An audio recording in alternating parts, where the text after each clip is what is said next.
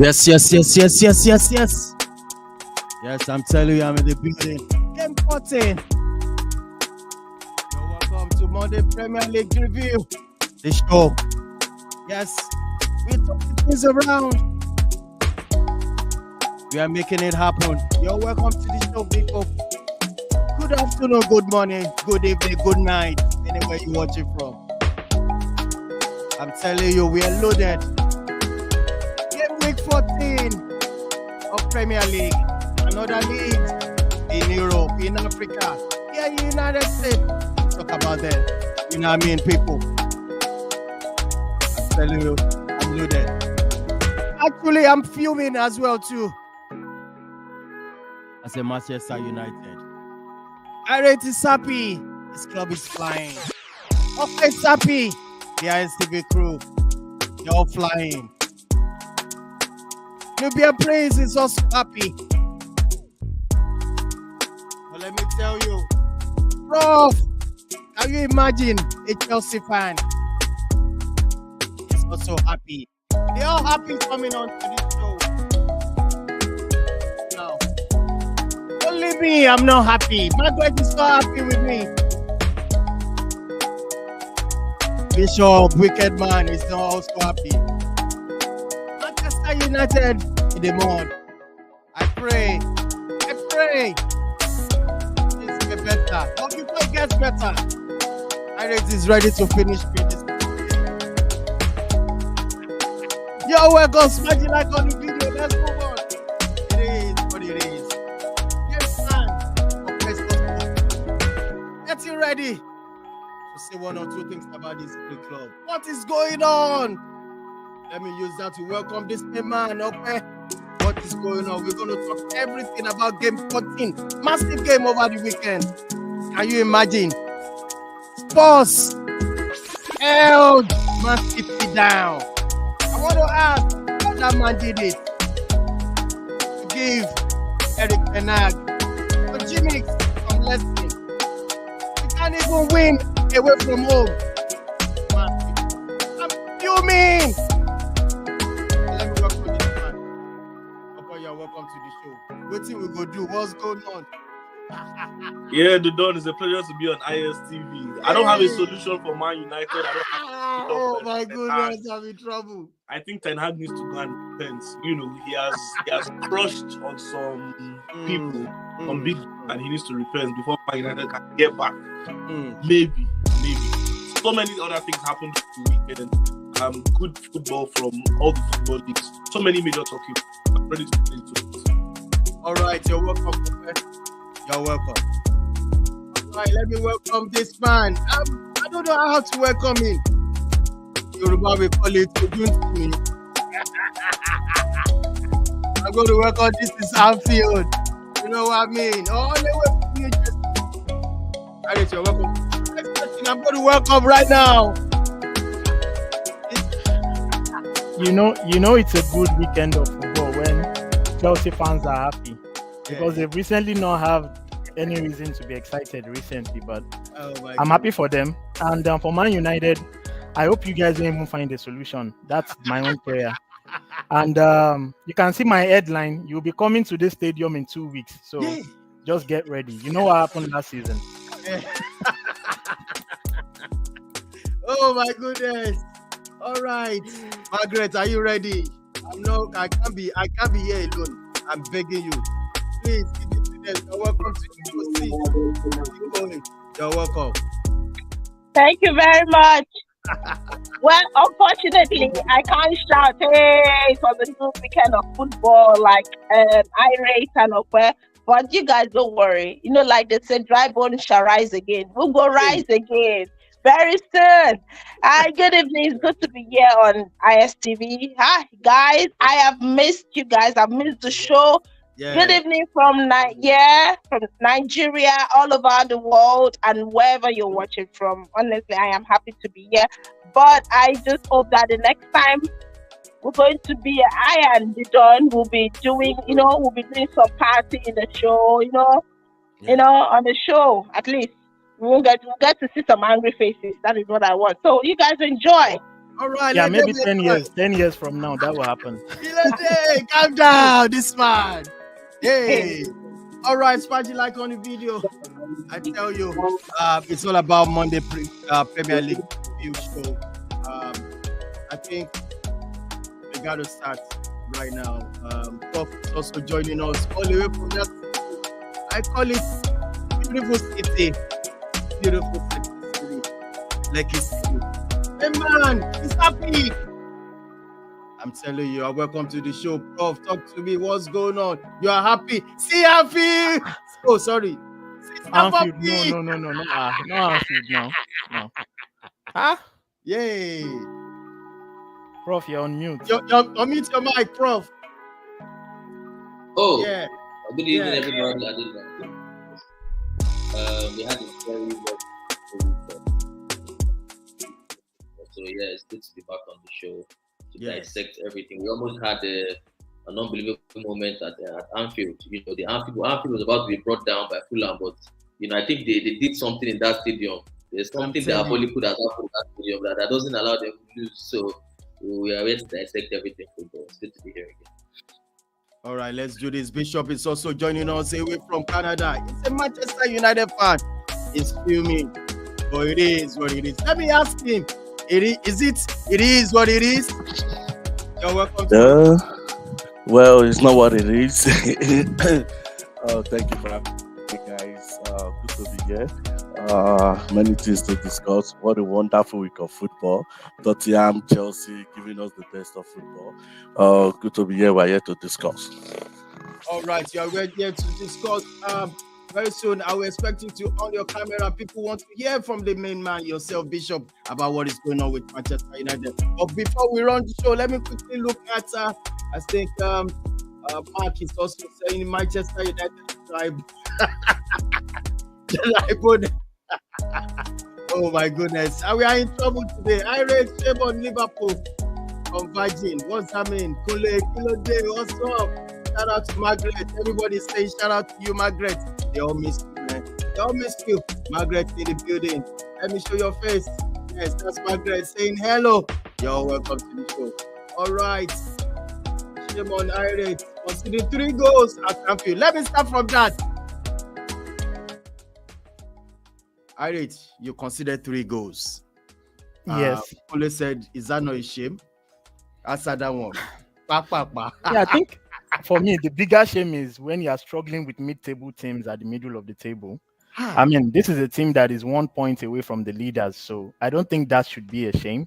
I think a shame should be a team that has spent so much and has achieved so little, and a manager that doesn't know where he's going.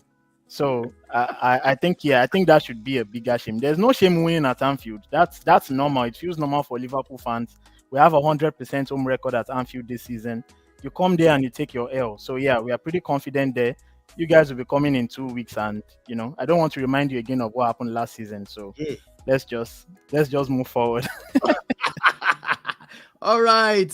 Quick one. Let's see what we have today.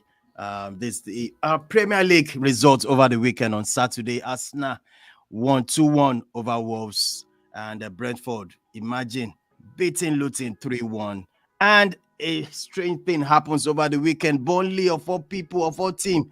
No, I'm not disrespecting that team anyway, but they came out victorious with 5-0 over Sheffield United. Nottingham Forest losing to Everton. Everton, that Manchester United beat silly last weekend. But, you know, it is what it is. Now, Manchester United, they lost to Newcastle. We are actually coming there because that's one of the club focus for today. And on Sunday, a result from Bournemouth versus Aston Villa after, what's the name of that guy that nicked it at the last minute for Aston Villa? Watkins. Yeah, makes it 2-2. And also Chelsea, of all club, not of all teams. All teams. Came out victorious over Brighton. I think it's high time we look at one man almost. All right. We have to start looking at De Zerbi as well too. I mean, Brighton. I mean, they keep losing. Well, now also Liverpool coming up. I couldn't believe it. I thought if I was already texting Ira that I have to apologize at the end. I'm sorry. You're not the first, and you won't be the last. Can you imagine? I've said this several times. Watching games at Anfield, except it's Real Madrid, we only have one exception of Real Madrid. Other teams, we just take a glass of wine, enjoy the game, get ready for some good football. You don't expect anything less. Yeah. All right. Also, West Ham 1-1, and the Man City game versus Spurs, another cracking game. I'm sorry, I'm not sure everybody predicted it's going to be, that scoreline will be 3-3. Nobody predicted it's going to end up 3-3. It's a massive game. I couldn't just believe it. And moving on to we're going to start with Arsenal versus Wolves.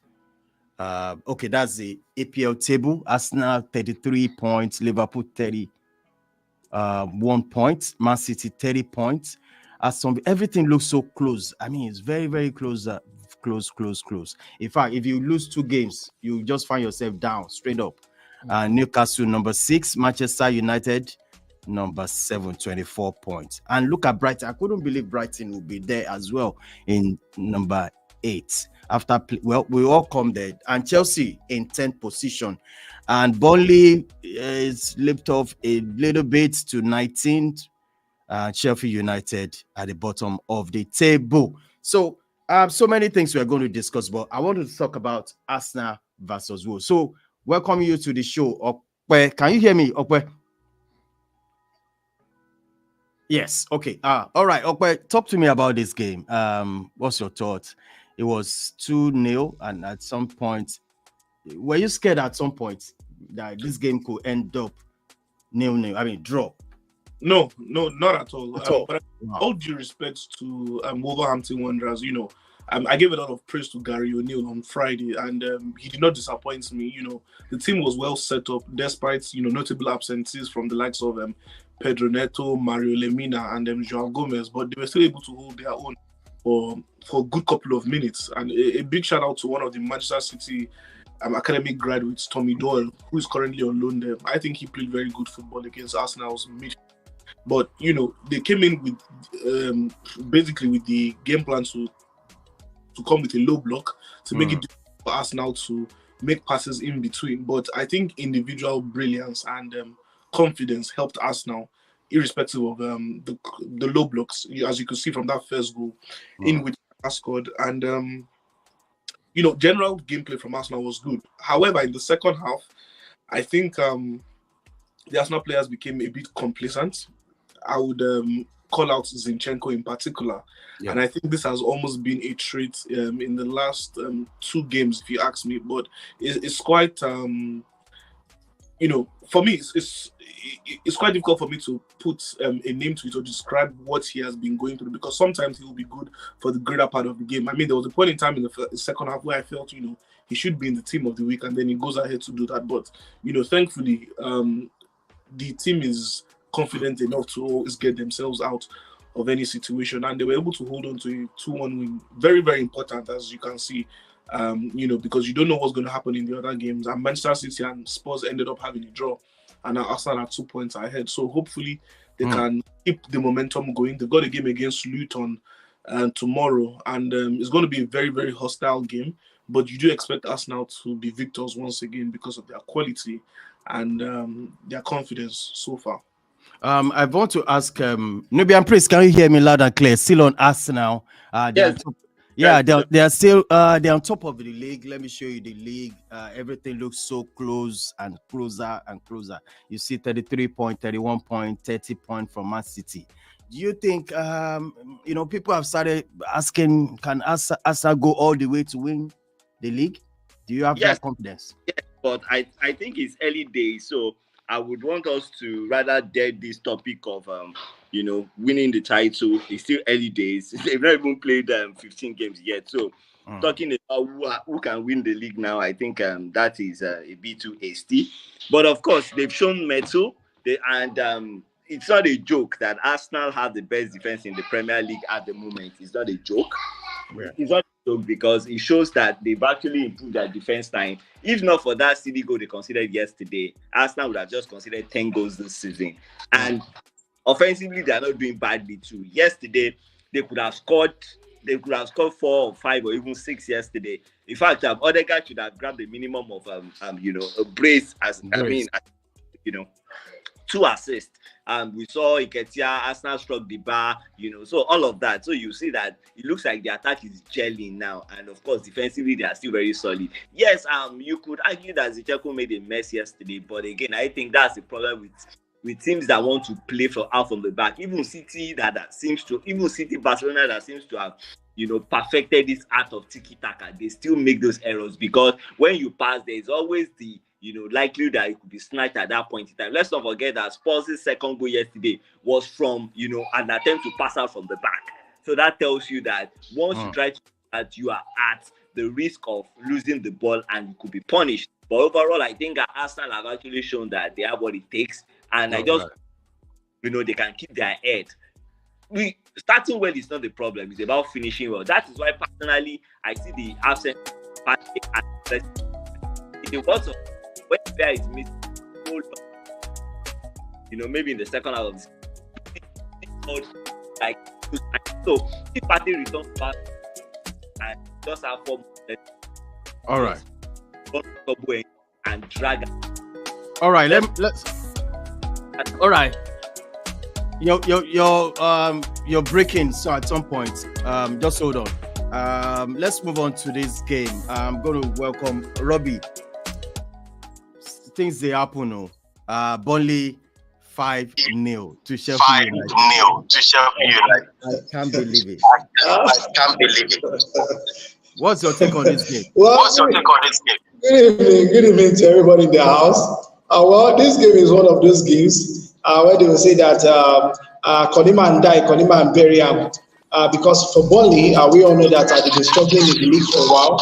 And of course, looking at the fact that more or less, maybe the hammer at a point in time was dangled on the head of Vincent's company. And of course, for a win like this, it is a very, very important one for him going forward.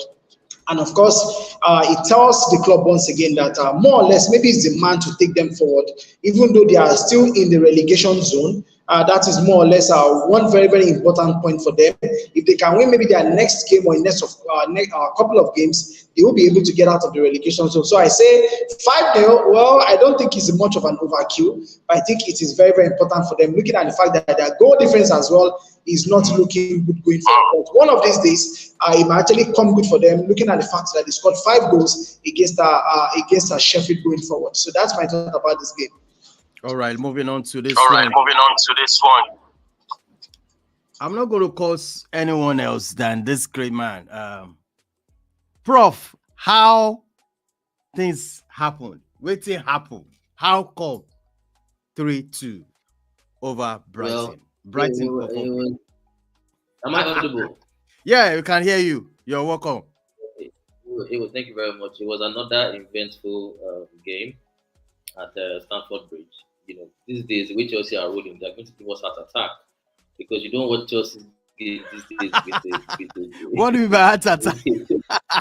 Because you don't know that something is happening, something's around the corner about to happen. If somebody's not getting the red card, we're conceding silly goals. So it's just up and down at the moment. But look, this is what comes with the territory, with the kind of team that we are.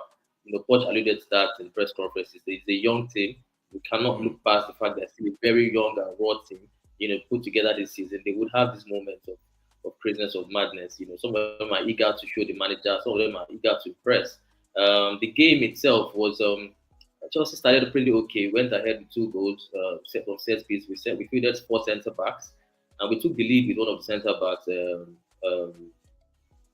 Enzo Fernandez took the lead with a header in the box, and then an identical goal as well from Levi Colwill. They're almost in the same position against his former team.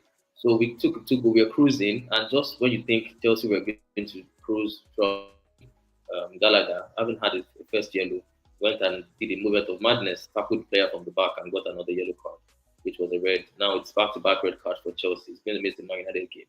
And from that moment, we put on pressure on ourselves.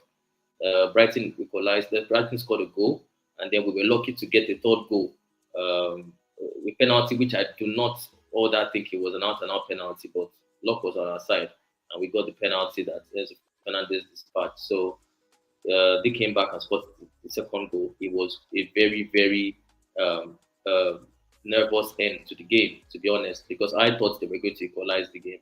So at this moment, it's good. It's a good 3 point for Chelsea. They held on for an hour. I can say we can look that and say it's a positive that they played with 9 men against the Brighton Yeah. side that brought in their players in the second half. So for me now, I think they just have to start building on it. They have Man United on Wednesday. I think so. So they have to go there. The likes of Rhys James will be back. Cucurella will be back from suspension, both of them. We are expecting Christopher Nkunku to finally make his debut against Man United on Wednesday. I think he was kept for that game. So this is the moment we've been waiting for Chelsea fans. It's a talisman in attack.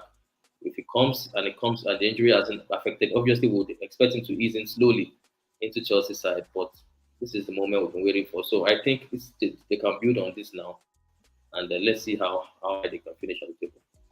All right, thank you so much on that. Let's move on to this game we want to talk about. That's the FA Cup, but we'll come back to that anyway. Yeah, let me quickly talk on real comeback. I think this situation I want you to talk about in this game. The game ended 4-3. At some point, I thought it's all over. I'm few should just forget about it. But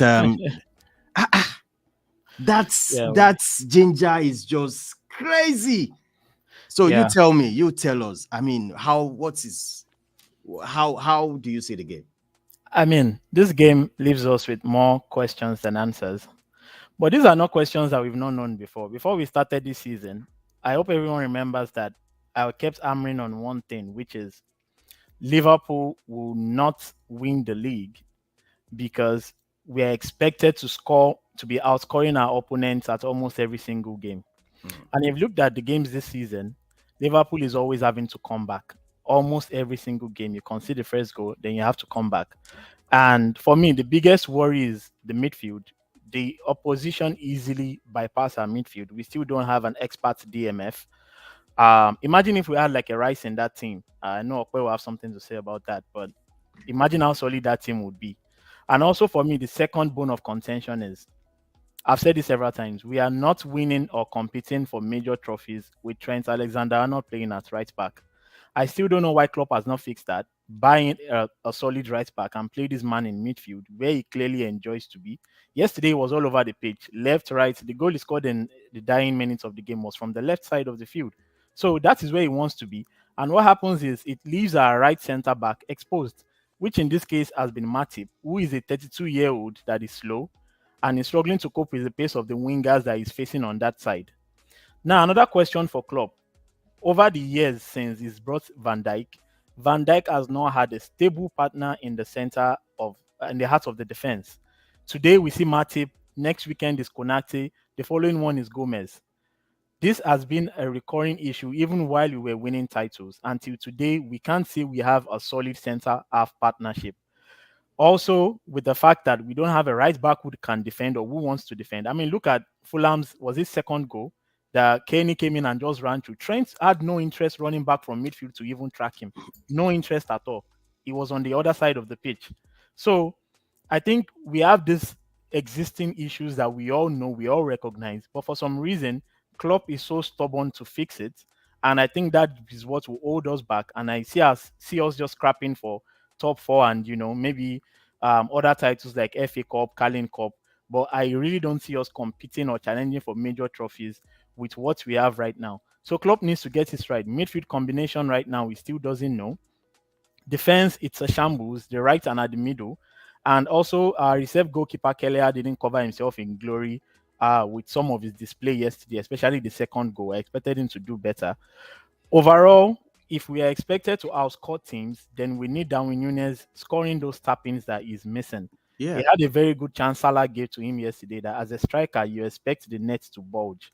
Darwin Núñez needs to do better in these occasions. Yes, we know he has improved. He has a couple of assists and goals for club and country, but there's still some work left for him to be done. But overall, like I said, Liverpool, I don't think there's anything new in what we are seeing right now about Liverpool or about Anfield. It's what we have seen before. But the fact that we will have to outscore opponents this season more than usual, it's not a sign of champions, and hence why we won't be competing for the Premier League. But definitely, I think we'll be making the top 4. Fantastic. A unreal comeback indeed. Moving on to this incredible game on Sunday.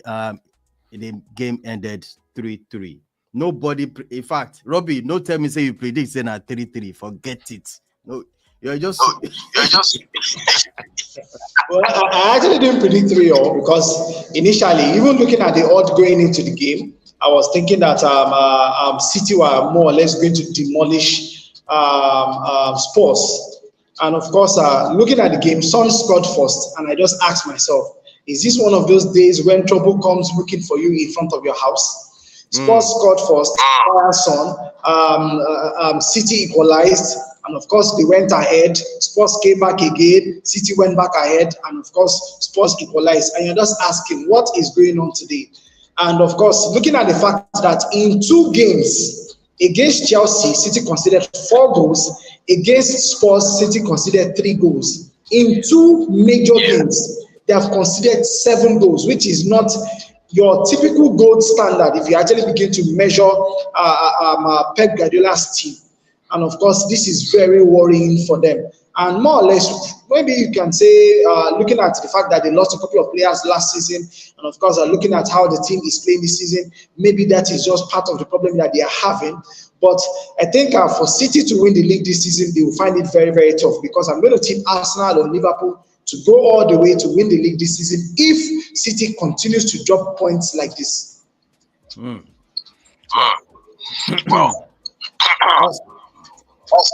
I think one thing I need. Can I say something real quick, about this game? I want you to say something. Yeah, I know Man City are not being their usual self. Ruben Diaz, who used to be a solid rock in defense, is looking shaky all of a sudden. Nathan Ake the same. Givardio. It just seems that backline, they've lost their mojo all of a sudden. Akonji has been shaky. Against Leipzig, they conceded 2 avoidable goals. Against Chelsea, now against Tottenham. So I'm sure Pep, it's a real major concern for him, because this is not the Man City that we know.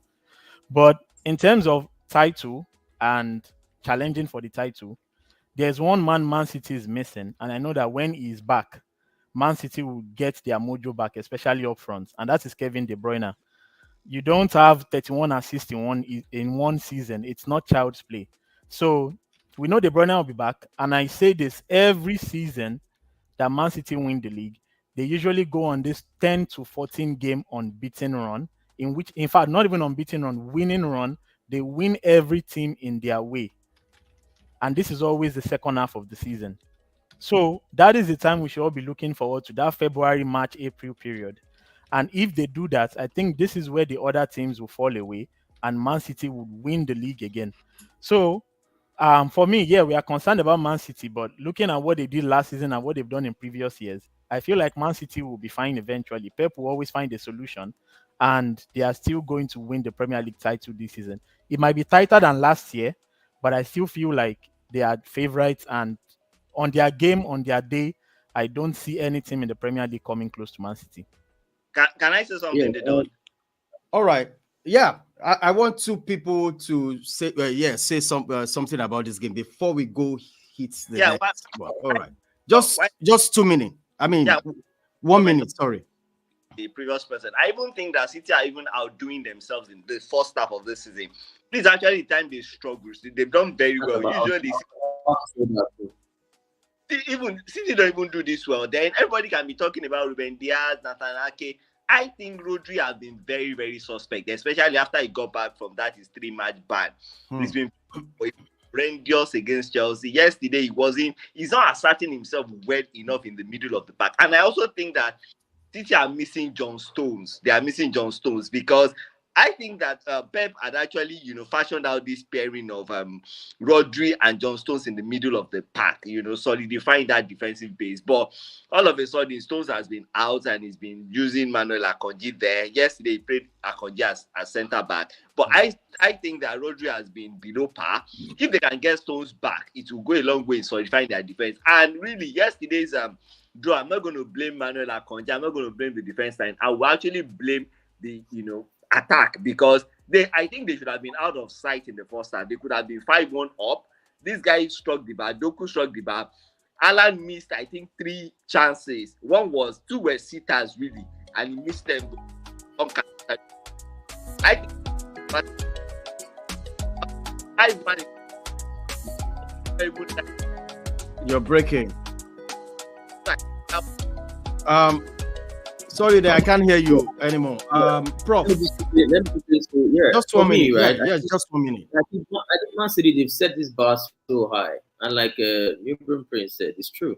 We don't expect them to be in this position at this time of the season. We all know how many points they called back last season to go up Arsenal to the title. It was a whole lot of points. So you'd expect, for me, I know Pep just it incurs in this first half of the season usually, and then when it's about 15th, towards the back end of the season, you would have your John Stones and Rodri back in that middle of the pack, no doubt about it.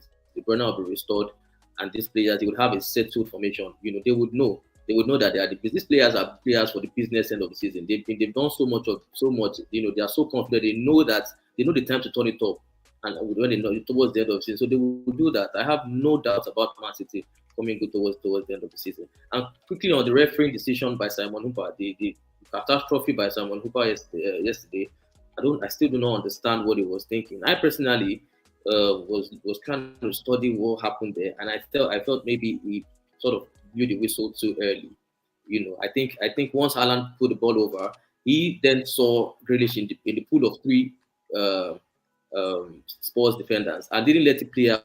He didn't wait for 1 second, 2 seconds, like the Mutalaga said. I think if he had waited 2 seconds, like he said, the picture changes. So I think it was in a haste to blow the whistle, and it was a very, very terrible decision for him. Albeit I don't think really should have scored that goal. I think it would have been sort of, because not a fast player, but yeah, it was a very good.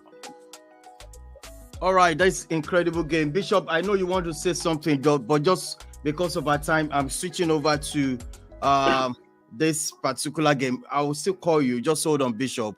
We'll still come back to this particular game, because I still want to give kudos to Angie in this game for, I didn't know, if you look at the back line of Spurs that consists of, what's the name? Just keep my mind now. They sent 2 center backs. I couldn't believe literally 4 fullbacks that he fielded. Yeah, Ben Davies, yeah, and Emerson. Yeah, so it's they pull it out. So we are moving on to this particular game. The club focus for today is going to be on Manchester United. Okay, run the show, please. All right, then what can we say? The Red Devils right now looking like they've got their tails just in between their legs. They've been on a very, very shaky run so far this season. But, most especially under Eric Ten Hag, it's been very difficult for them. And also under Ten Hag, they found it difficult to register an away league win against the big boys. Well, this past weekend was no different, as they went up against one of their huge rivals at St. James Park. And St. James Park this season has been a fortress. Only Liverpool have been the top 6 team that is able to get a result out of them. Not Arsenal, not Manchester City, not Chelsea, and certainly not Manchester United. And then you take a look into the team, a lot of things are going wrong. Aside the injuries, you have some notable absentees due to, let's say, personal differences between the coach and the players. However, the coach needs to make sure that the team is able to get the results. But Manchester United have failed to be getting the positive results so far. So, we need to hear from the United fans. What do they think? What do they feel? Bishop and Maggie, I think it's best if we allow the lady to go first, and then Bishop rounds up our thoughts on the club focus for today. Well, I think I'm actually not going to say much. First of all, thank you, Okwe, because I was actually expecting you to start with banting us, but I just like that you calm, you're not hard on us. So thank you for that. As you can see, I'm actually not really, I don't know what to say about Man United because it's tiring. We don't know what the problem is. At first, we started with the issue was with the takeover. From the takeover, okay, now we have mini takeover, somebody who's about to join one of the owner as one of the stakeholders of the club. Yeah, things are not still going right. They needed an Arabat. Okay, go and loan him. This is who do you want? You want Messi Mount? Okay, bring him. You want a striker? Okay, and there is an Alan in the making. Bring him. And then what is going on? There's so many things going on at Man United right now that if those things are not fixed, I said this thing once, the club will still be running anyhow they want. Right now, there are so many reports. One that Eric Ten Hag is not really having. He's trying to see if he can have a good relationship, a good rapport with his players, but with the team. So say some reports. And then we have a Rashford. By now, Rashford, I don't think we should be dragging about Rashford form right now. I don't think we need to be talking about Rashford, how he needs to play, or why he's not playing, why he's not scoring goals, and all of that. You look at the likes of Alan, came into who have been a proven player right from Dortmund. He came into England and is doing well till now. You look at the likes of Mo Salah. You look at so many players who have been in their team for less than 4 years and they are doing well. Then what now happens to Marcus Rashford? There are a lot of things happening at Man United. One is there are so many players who are not disciplined, who feel because they are earning at the end of the week, they have that fat envelope, they have a fat pocket, they have a fat bank account to go to. So they feel that they are on top of the world and there are no respect. Like my one interview of Ferdinand said something. Then in the league, the players, they do joke about maybe themselves, this one calling this one names, and then they laugh over it. They take it as a joke. But such a thing cannot happen now. I'm sure no player want to bow for the manager, especially now that you see young stars earning what they are not supposed to earn under Sir Alex. The likes of Garnacho earning a fat sum of money where he's not supposed to earn. The likes of Sancho, so many of them. So they feel they have arrived. They are on top of the world. I remember the likes of Fabio and Rafael Silva, the Brazilian twin then at Man United. How much were they earning? They were not earning much. And then there was that discipline in the team. There was that humility in the team. But right now, I think until those places they're just I think I'm losing her because of network right there. Back on the Okay, I think there's a network problem or something. Yes, we can't seem to hear Maggie. So maybe we'll go to Bishop. Bishop will take it to round up the club focus on Man United for us. So over to Bishop now, please. Okay, guys. I was thinking we were going to talk more on Man City because they have more things. We have more in that game than Man U. So I will not talk about what happened in the last match against Newcastle because that was a shambolic display from the coach. I'm not even blaming the players for that match. For the coach, the tactics, everything was wrong. So for him, that was a very shambolic outing. And everybody know my stand in this panel. Is for him to go. I'm not saying he's a bad coach, but it's time for him to go. And I liked 4 things or 3 things that why he should go. First one is there is no recognizable style of play.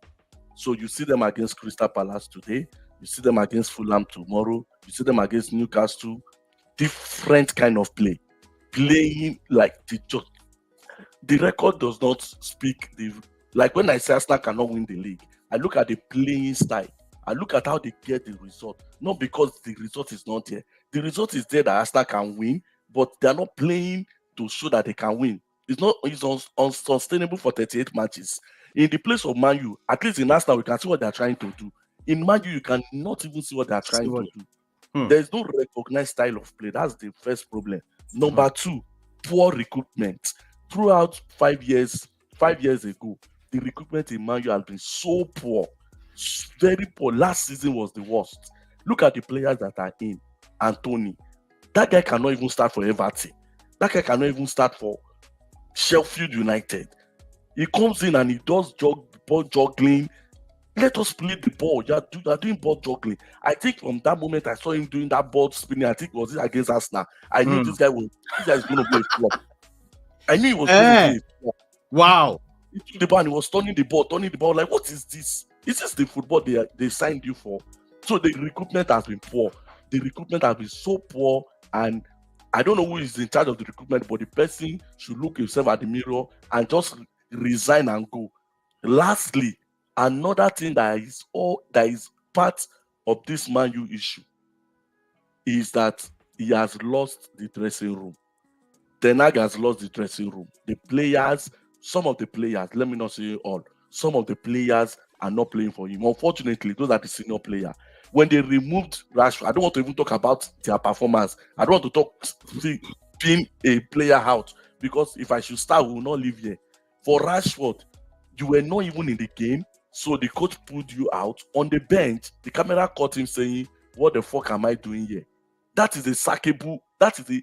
In fact, from that moment, Ronaldo did not do more. Ronaldo did not do up to this, and you just freeze him out of the team. Now Rashford has said this. We caught him on camera. It's not that they said this against him. What is the punishment? He was telling the press that he's going to talk. He's going to talk to his player in his own way. That is not what we want to see. Come out and score this guy with the kind of form Rashford has last year and what he's playing now. It shows that last year was a fluke. That's what he's telling us, that last year was a fluke. This is the guy we are comparing with Saka and the likes of it. He's not even glazing their boots right now. So for me, if they can fix those three issues, then there's a way out. But they can't fix it because he has lost the dressing room. I believe he should go. I'm not saying he's a bad coach. I've always rated him.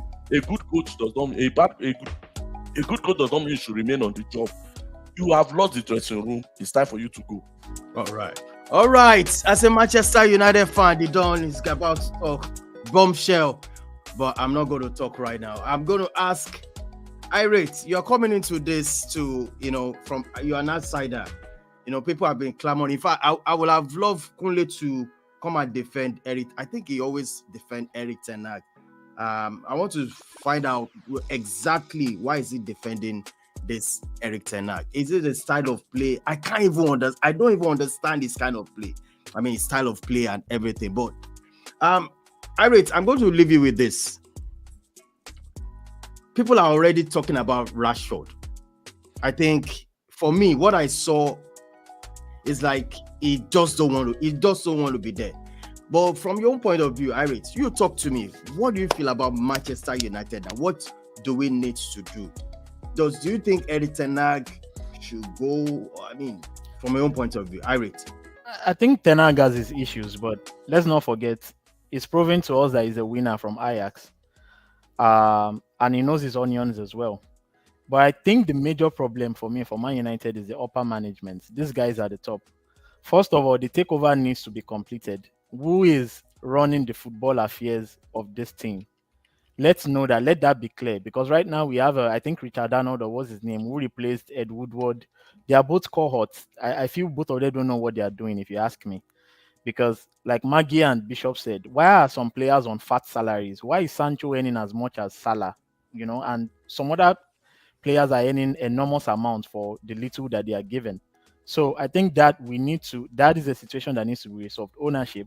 And then who will be the CEO? Who will be in charge of, football affairs when it comes to running the football business, recruitment and all. Secondly, I feel like Ten Hag doesn't really have 100% say in recruitment like Klopp and Pep have. But that only happens over time when you prove yourself to the club and the club sees that you know what you're doing. So I think Ten Hag himself has found himself in a conundrum where he doesn't really have much say. He wanted De Jong, he couldn't get De Jong. He ended up with Casemiro on high wages. He's currently injured and is looking like his age this season.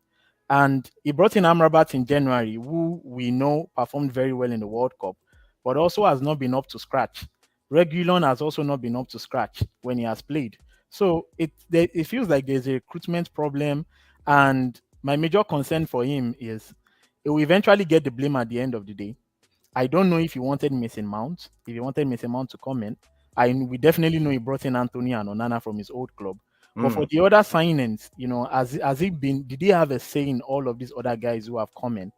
And again, Ten Hag only needs to look at himself. What is going on within the dressing room? Rafael Varane right now is not happy. Yeah. He doesn't know why he's on the bench. This is a World Cup winner, multiple Champions League winner. You're putting him on the bench. Also, Harry Maguire has come in and he's playing well, even in the game against Newcastle. I feel like for me, Maguire was the man of the match for Man United. So there's a lot of situations that Ten Hag has to deal with. But Man United fans, I would advise, be careful what you wish for, because you have kept changing managers since Alex Ferguson retired. And if you sack Eric Ten Hag, who is going to take over? Do you want to try another Michael Carrick or Ryan Giggs or, something like that? So I feel like patience needs to be observed here. Let the changes at the top happen, and let's know who is clearly in charge of football affairs. And Ten Hag needs to work with this individual. You don't need two director of football like Chelsea have. That's a confused club. You only need one man that you can align with. All right. Yeah, please. Can I say something? Hold on. Everybody's gonna talk. Hold on. That's why I put it there. Just because of our time. Prof, you indicated something that you want to speak on Manchester United issue. Yes. Is the majority of what I wanted to say. But for me, I'm going to point my fingers at the manager, because, like Bishop said, he signed Mount. He had plans of using a 4-3-3. He wanted to dominate the midfield. So he wanted to use Mount, Bruno, and the holding midfielder. That was his plan. And for whatever reason, Mount has come in, he hasn't performed, and he's been injured, and there's been so much instability in the team. Maguire out, Maguire in. Brought in Anthony. Anthony has not performed. The problem with Sancho, I think he hasn't gotten a hold of this football club, Eric Ten Hag. It's a massive football club.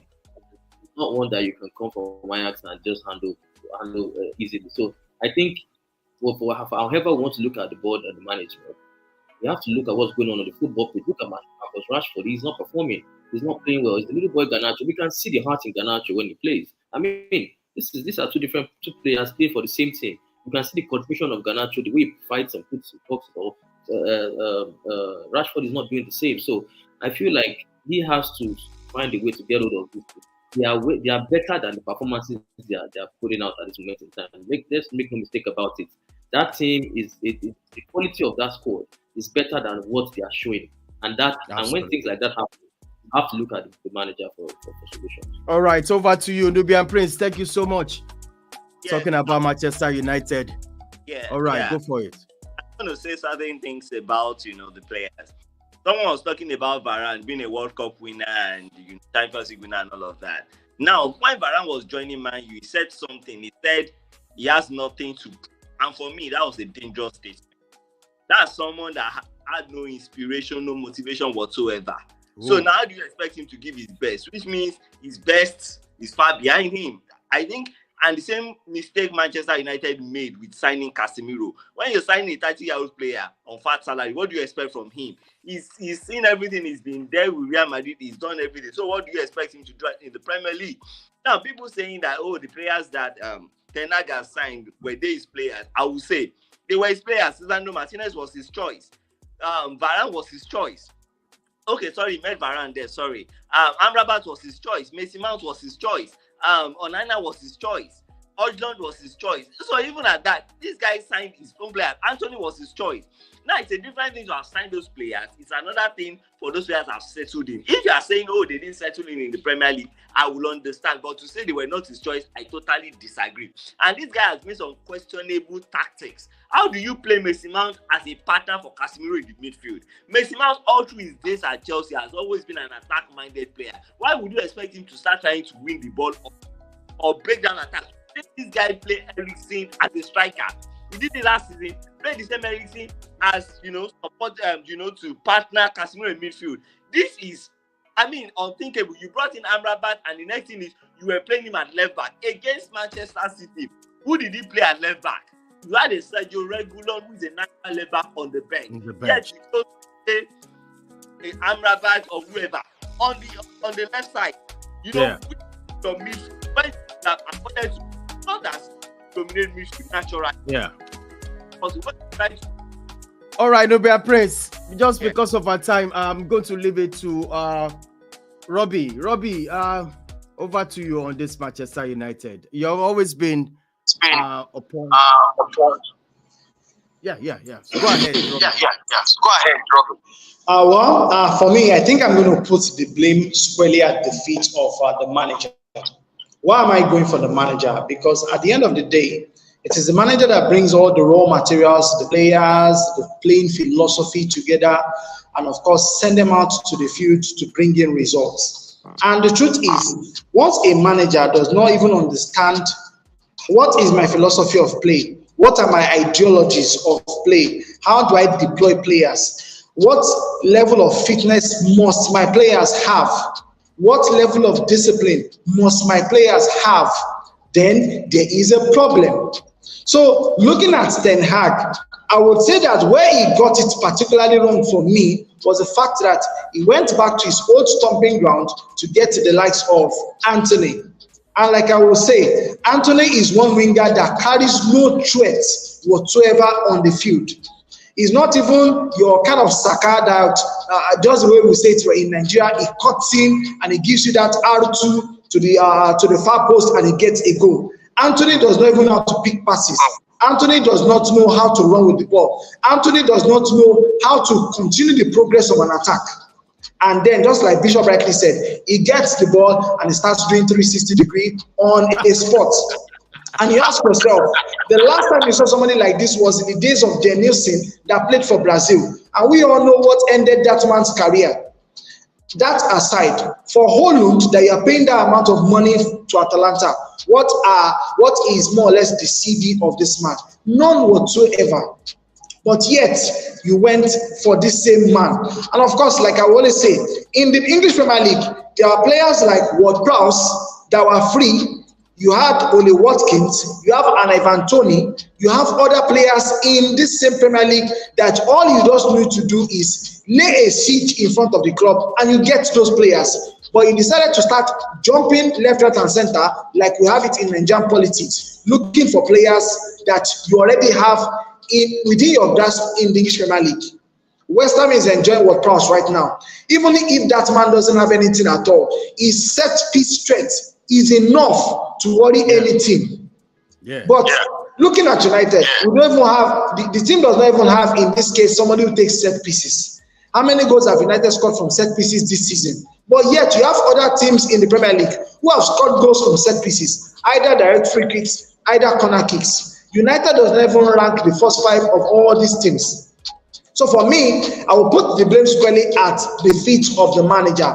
The man has no idea what he's doing. And of course, I think because of the fact that he's confused, it has more or less rubbed off also on the players. Lastly, looking at the issue of how he has treated these players, I will always tell you something. For the fact that you are with players, footballers are ego-driven.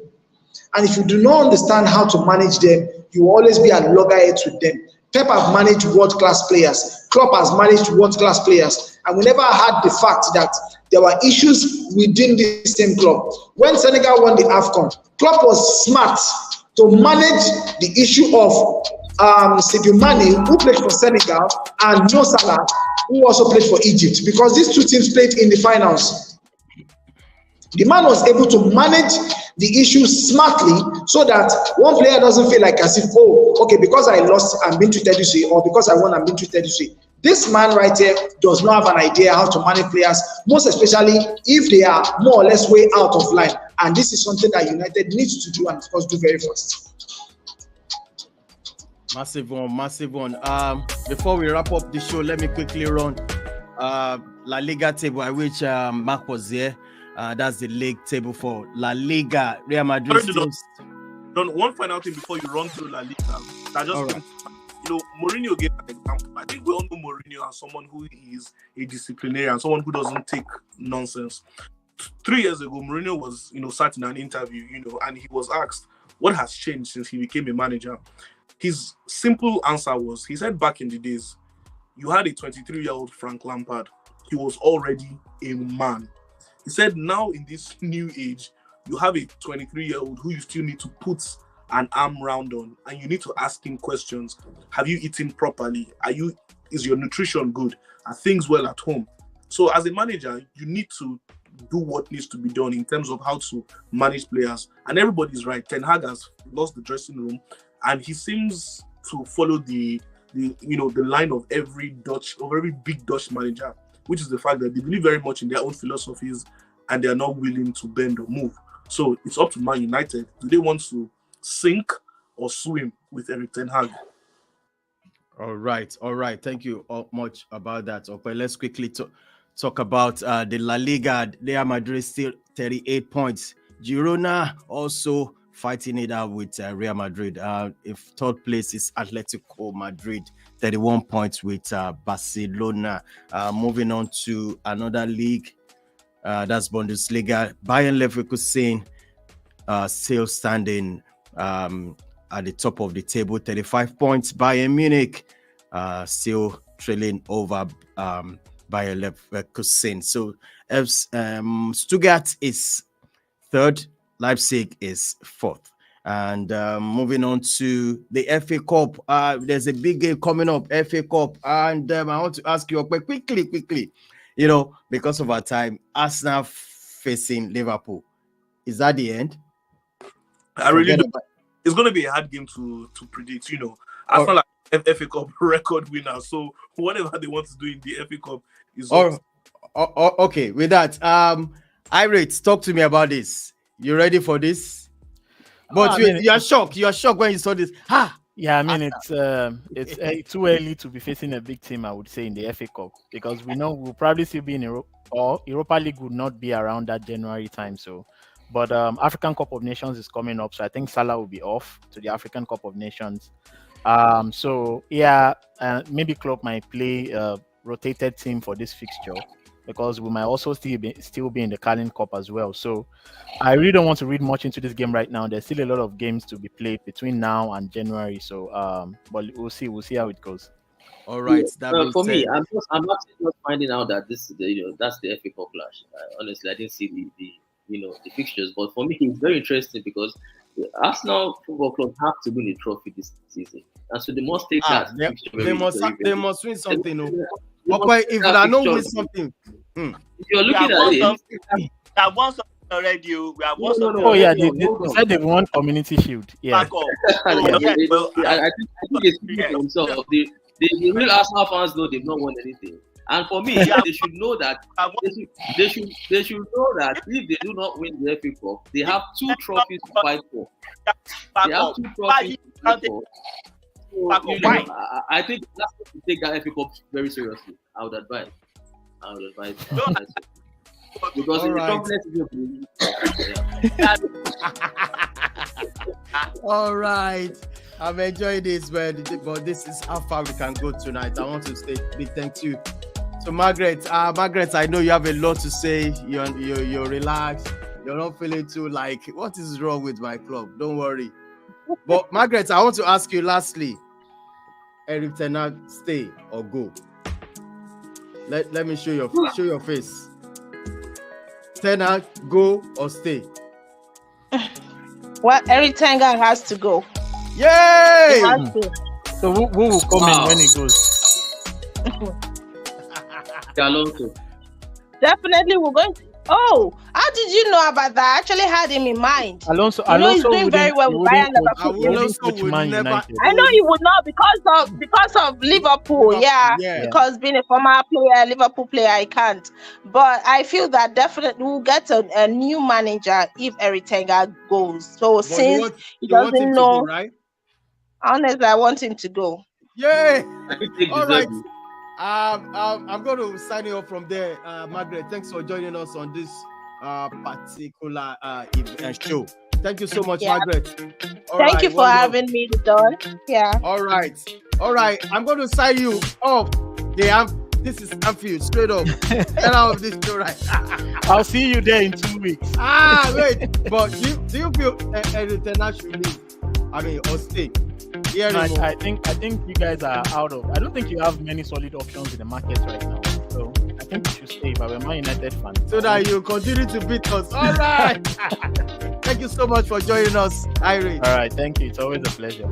All right, Nubian Prince. What do you expect? Eric Ten Hag, stay or go?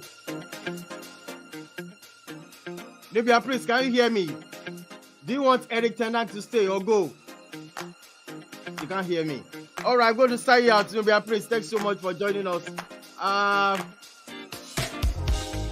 right, Bishop, from your point of view, Eric Ten Hag, stay or go? You know where I stand now. I'm not changing my mind. He should leave right now. Enough is enough. All right, thank you so much, Bishop. Thanks for joining us. Prof, over to you. Eric Ten Hag, stay or go? Yeah. For me, I think we should not forget in a hurry what he did last season. He got them into the top 4, won the trophy. So he has a little credit in the bank. He should stay. I think he should stay. All right, thank you so much. All right, thank you so much for joining us. Prof, one love, bro. Big up. Now, over to you, Robbie. Eric Ten Hag, stay. Eric Ten Hag, stay or go? I think the man has to go. The man has to go for the club to make progress. That is just my take about it. Oh, all right, thank you so much. Thank you so much. All right, you're welcome. You're welcome. Thank you. All right. Okay, it is what it is. It is what it is. I'm going to ask you, Eric Ten Hag, stay or go? From your point of view. I honestly think it's the end of the season. Yeah, there have been injuries, so I think he needs to stay. He has time to repair the dressing room, and he has time to bring in some players who have been injured. So let's see what happens if all of this unfolds. I think he should stay till the end of the season. Then Man United can begin to build for a better future. All right. Thank you so much, bro. Okay, I really appreciate it. All right, one love, bro. Stay safe. All right, people, help us smash the like on. All right, let me say a big shout out to Michael Akintayo. One love, bro. I thought you were going to join us by making a phone call to call on the show to tell us what is happening in La Liga. But all the same, we're going to meet on Friday when we're going to come back for the preview of the weekend game. And big up, Mike, all the way from Canada. One love, big up. Please smash the like on the video anywhere you're watching us from. This is ISTV. This is how we do it. This is how we roll. One love, people. Please, once again, follow us on all our social media handles. It's being shown on the screen on X, and also we're on Instagram, OneISTV, ONEISTV. Do me a favor, smash the like on the video. This is how far we can go tonight. Bye for now.